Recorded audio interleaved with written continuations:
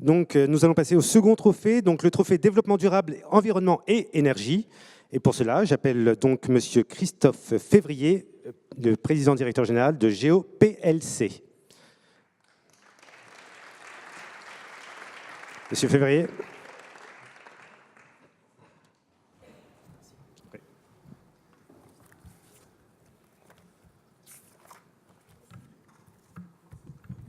Mesdames, Messieurs, bonjour à chacun. Je suis très heureux d'être ici. C'est très facile pour moi puisque je remets le trophée et je ne suis pas en compétition. Et que m'évoque le lieu, c'est un lieu d'intelligence, c'est un lieu de réflexion. Et le sujet qui nous préoccupe est celui de la transition énergétique. Et fait hasard, la circulation alternée ce jour, s'il fallait un événement supplémentaire, donne tous les gages de ce vers quoi il faut se préoccuper, ce en quoi il faut travailler dans un sujet transition énergétique, économie d'énergie, prévention de l'environnement, sur lequel les problématiques sont à la fois simples, les mises en œuvre d'une complexité terrible et qui passent par des remises en cause de positions acquises, des remises en cause de comportements et au final une évolution majeure de nos sociétés. Des chercheurs américains, il y a maintenant quelques mois, évoquaient deux risques majeurs pour l'humanité. Un risque économique lié aux suites de la crise économique, avec une évocation qui est que l'homme pourrait, avec beaucoup d'efforts, beaucoup de remises en cause, y répondre et sans doute trouver les solutions. Et puis un risque beaucoup plus identifié, dont tout le monde, tout un chacun voit dans son quotidien, ses souvenirs d'enfance, ses rôles de père. Eh bien pour ce risque écologique, manifestement aujourd'hui, et le calendrier s'accélère, les solutions ne sont pas forcément à portée d'homme. Et on peut tout à fait imaginer que s'il n'y a pas une prise en compte la plus large possible et que chacun accepte, au-delà de jouer le jeu, le débat qui va nous permettre d'aller vers cette transition énergétique indispensable, en tout cas j'en suis convaincu, eh bien le risque est majeur, voire vital. Donc je suis heureux au travers de cette cénacle de pouvoir remettre ce prix, parce que pour moi, en tant que patron de PME, agissant dans le secteur de la transition énergétique, cette réflexion, le fait que des hommes et des femmes s'animent pour trouver des solutions, apporter au débat public les bases de l'évolution future, dans ce lieu particulier où le président de la République s'est exprimé, où on peut, même si on craint que ça ne soit décalé en 2015, espérer pour 2014 le vote d'une loi majeure dont une partie des réflexions est issue de cet établissement.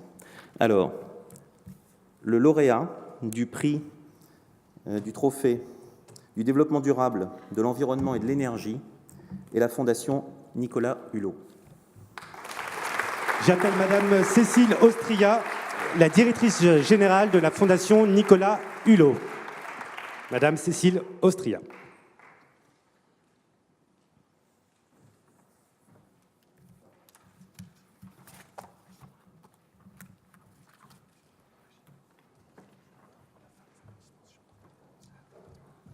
Voilà, Madame Cécile Austria pour la Fondation Nicolas Hulot. Félicitations. Merci beaucoup.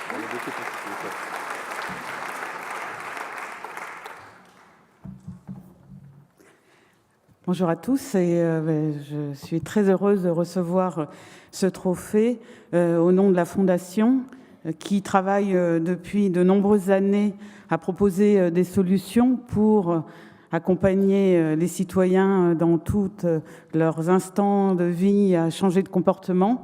Nous avons structuré cette action de veille, construction de propositions et portage de ces propositions dans un think tank que nous appelons le think tank de la transition écologique pour porter à la connaissance de tout un chacun, des décideurs en premier, mais ensuite des citoyens, des solutions que nous proposons dans les domaines de la fiscalité, de l'économie, de la gouvernance, de la démocratie, montrer que justice sociale et justice environnementale sont liées, que les sujets qui sont habituellement les sujets plus environnementaux comme l'énergie, la biodiversité, le climat, l'agriculture, ne doivent pas être opposés avec la prise en compte des questions de précarité, d'économie. Donc c'est des sujets complexes, très globaux.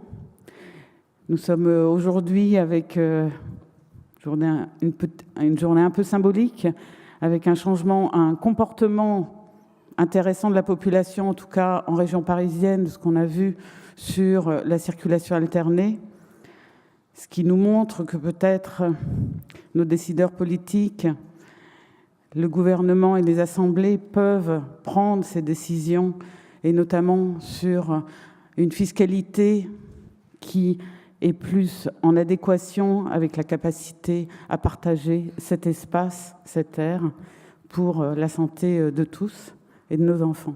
Merci à tous.